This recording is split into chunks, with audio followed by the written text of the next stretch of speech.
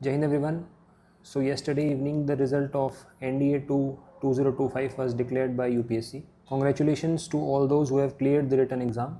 In this video I will talk to both the students जिनका return clear हो गया है या फिर जो रिटर्न क्लियर नहीं कर पाए हैं.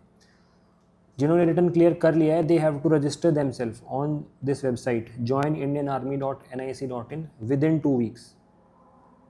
तो अभी आप जल्दी से जल्दी वेबसाइट पर रजिस्टर कर लें. वेबसाइट पर रजिस्ट्रेशन के बाद you will be allotted selection centres and dates of SSB interview. ठीक है, जिन कैंडिडेट्स ने पहले रजिस्टर कर रखा है they are not required to do the registration. Fresh registration नहीं करना है आपको. अगर आपने पहले से रजिस्टर कर लिया है, सपोज आपने पिछली बार एग्ज़ाम दिया था and you are able to clear, then you have to use the same login ID and password. तो भाई सबसे पहले बात करेंगे जिन्होंने रिटन एग्ज़ाम क्लियर कर लिया है. See you have to remember that clearing the written exam doesn't mean कि आपका फाइनल सिलेक्शन हो गया है. अभी आपने एक स्टेज को पार कर लिया है. अभी आपको नेक्स्ट जो आपका एग्ज़ाम है and that is not the written exam, that is SSB. ठीक है, and that is a long exam, 5 days का पूरा प्रोसेस है वो. तो आपको उस पर फोकस करना है. ठीक है, focus on SSB. You should be well aware of all the test of SSB. जितने भी टेस्ट होते हैं एसएसबी में, starting from OIR, PPDT, group discussion, screening के जो टेस्ट हो गए, उसके बाद अगर आप स्क्रीन इन हो जाते हो तो जितने भी दिन आप स्टे करोगे वहाँ पे जो अलग अलग टेस्ट होंगे, हर टेस्ट के बारे में you should be aware and you should be prepared. मैं हर बार कहता हूँ, ये जो सबसे बड़ी मिस्टेक है जो मोस्ट ऑफ द कैंडिडेट्स करते हैं, वो ये करते हैं कि they go to SSB unprepared. Without preparation आपको नहीं जाना है एसएसबी के लिए. ये एक अपॉर्चुनिटी मिली है आपको, so you have to utilise this. आपको सोचना है कि मुझे एक मौका मिल रहा है एसएसबी जाने का, this is a big moment for me, तो मैं इसको अच्छे से यूटिलाइज़ करूँगा. I will be well prepared. ठीक है, कम्युनिकेशन स्किल्स, कॉन्फिडेंस और अपनी पर्सनैलिटी पे काम करना है आपको. अब इसमें मेजर सवाल होता है कि ये कैसे होगा, तो इसमें there are few things that I want to share. See, इसका एक बड़ा ही ना सिंपल सा जवाब है. कम्युनिकेशन स्किल्स, कॉन्फिडेंस, पर्सनैलिटी, ये सारी चीज़ें कैसे आएंगी मेरे अंदर? ये सारी चीज़ें आएंगी जब आपके पास नॉलेज होगी. अब नॉलेज कैसे आएगी? नॉलेज आपको आएगी पढ़ने से. ठीक है, यू हैव टू रीड. अभी आप क्या पढ़ सकते हो ताकि आपको एसएसबी में कम प्रॉब्लम आए? किसी भी टॉपिक में आपके पास कुछ बोलने के लिए कंटेंट हो, तो वो कंटेंट आपको यू हैव टू रीड, तभी आपको वो कंटेंट मिलेगा. तो the best source to read the current content कि अभी क्या चल रहा है, इस पर बहुत सारे क्वेश्चंस होंगे, दैट इज़ न्यूज़पेपर. ठीक है, तो start reading newspaper.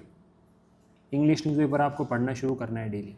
Now lot of students were asking me कि सर क्या हमें कोचिंग जाना चाहिए? तो भाई बिल्कुल जाएं आप कोचिंग. एक बार तो चले जाएं, कोई प्रॉब्लम नहीं है उसमें, ताकि आपको बेसिक आइडिया लग जाए और प्रिपरेशन भी हो जाएगी आपकी. अदरवाइज़ आपके मन में ये रहेगा हमेशा कि मुझे कोचिंग ज्वाइन कर लेनी चाहिए थी, पता नहीं वहाँ क्या सिखाते हैं. ठीक है, इस तरीके से फियर रह जाता है आपके दिमाग में. तो कोचिंग चले जाएँ आप, बार बार ना जाएँ कि आपने एक बार रिटर्न किया फिर कोचिंग जा रहे हो, फिर मान लो you are not able to clear the SSB, फिर आप फिर से रिटर्न कर रहे हो क्लियर, फिर कोचिंग जा रहे हो. ऐसा नहीं करना आपको. एक बार कोचिंग जाओ, सीखो वहाँ चीज़ों को और नोट्स बनाओ. ये भी एक मिस्टेक होती है कि आप कोचिंग जाते हो, नोट्स नहीं बनाते, फिर जो वहाँ पे बातें बताई जाती हैं वो भूल जाते हो. ठीक है भाई, तो विद रिगार्ड्स टू कोचिंग, बिल्कुल कोचिंग ज्वाइन कर सकते हो आप. ठीक है, my personal opinion is yes, coaching जाना चाहिए, उससे आइडिया लग जाता है. बट इसमें एक बात का ध्यान रखना, मेक नोट्स. ठीक है, अपनी नोटबुक होनी चाहिए साथ में, और उसमें आपको जो भी वहाँ बातें बता रहे हैं, वहाँ रिटायर्ड ऑफिसर्स ही होते हैं मोस्टली, तो दे विल टेल यू कि ऐसे ऐसे करना है, इस टेस्ट में आप ये लिख सकते हो. आस्क क्वेश्चंस, वहाँ पे क्वेश्चंस पूछो. ऐसे नहीं कि जो बातें बताई जा रही हैं उनको आपने without giving them a thought आपने अपने दिमाग में बोला कि ऐसे करना होता है. ऐसे ब्लाइंडली फॉलो नहीं करना किसी भी चीज़ को. क्वेश्चंस पूछने हैं, थोड़ा सा एक्टिव रहना है. ठीक है, तो कोचिंग आप बिल्कुल जाएं एंड मेक नोट्स, ये बहुत ज़रूरी है, नोट्स बनाने हैं आपको. Now I will also make a video कि बिल्कुल अगर आप बिल्कुल बेसिक स्टेज पर हो, जैसे I was also at that stage जब when I was in 12th class, so I clear the written exam. उसके बाद आई वॉज नॉट अवेयर कि कैसे करना होता है, तो हाउ डिड आई प्रिपेयर्ड. तो उसके लिए I will also make a video and we will do a session on Telegram.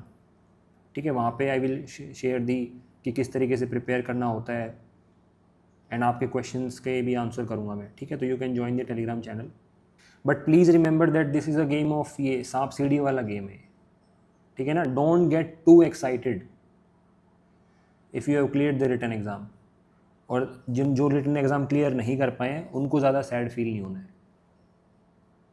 ठीक है।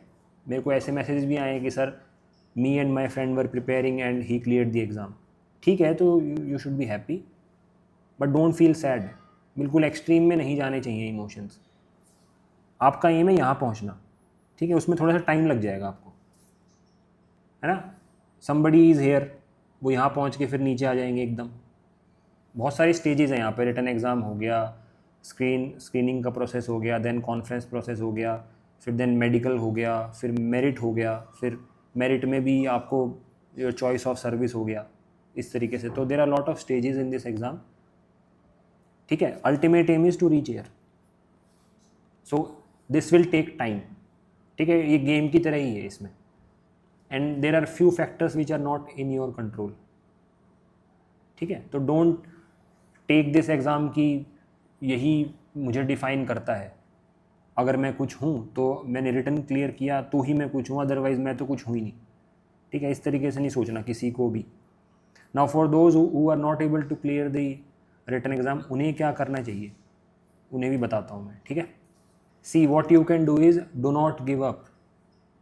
If you are passionate about defence forces कि मुझे तो आर्मी, एयरफोर्स, नेवी में ही जाना है, then do not give up.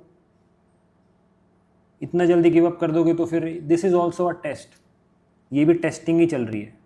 ये जो पूरा सिलेक्शन तक, ये जो पूरा प्रिपरेशन है, कभी नहीं होना, फिर हो जाना, फिर आधा अधूरा हो जाना, फिर कहीं पे आके गाड़ी रुक जाए, फिर पीछे आ जाए, तो ये भी एक टेस्ट ही है, ठीक है। तो डो नॉट गिव अप।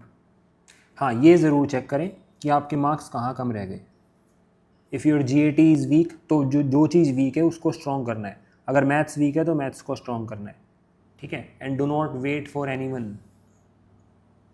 कि कोई आएगा आपको हेल्प करेगा, ठीक है। This is your exam, this is your test, this is your fight, so take charge yourself, start preparing again. This is what you can do, take rest for 2-3 days and then start preparing again. अपनी चीज़ों को organise करो, analyse करो, paper लेके आओ वापस कि मैंने क्या मिस्टेक करी, क्या क्या मेरे से गलती हो गई, ठीक है। एंड दिस टाइम मेरे कहने पे please avoid shortcuts and distractions.